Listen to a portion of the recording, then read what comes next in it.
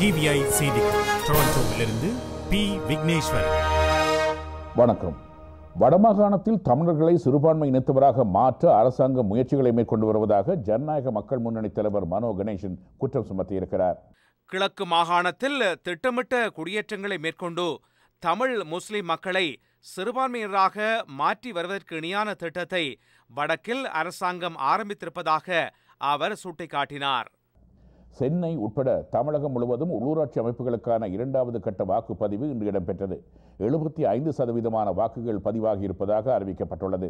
தமிழகம் முழுவதிலும் 65 நகராட்சிகள், 270 பேரூராட்சிகள், 194 ஊராட்சி ஒன்றியங்கள் மற்றும் ஊராட்சிகளில் உள்ள பதவிகளுக்கான வாக்குப்பதிவே இன்று இடம்பெற்றது.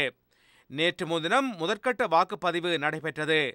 அதில் 77% வாக்குகள் பதிவாகின.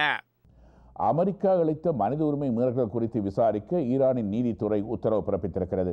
இது குறித்த செய்தி ஒன்றை ஈரானிய அரசு தொலைக்காட்சி இன்று ஒளிபரப்பியது. ஈரானிய நீதித்துறை தலைவரான அயத்தொல்லா சாதிக் லரிஜானி அமெரிக்கா அளித்து வரும் குற்றங்களுக்காக விசேட வழக்கொன்றை பதிவு செய்ய வேண்டும் என கேட்டுக்கொண்டார். லரிஜானி ஆற்றிய உரையை நீதிபதிகள் ஆர்வமுடன் செயல்படுத்த வண்ணம் இருந்தார்கள். விரிவான செய்திகள் டிவிஐயின் செய்தி அறிக்கையில் இடம்பெறும்.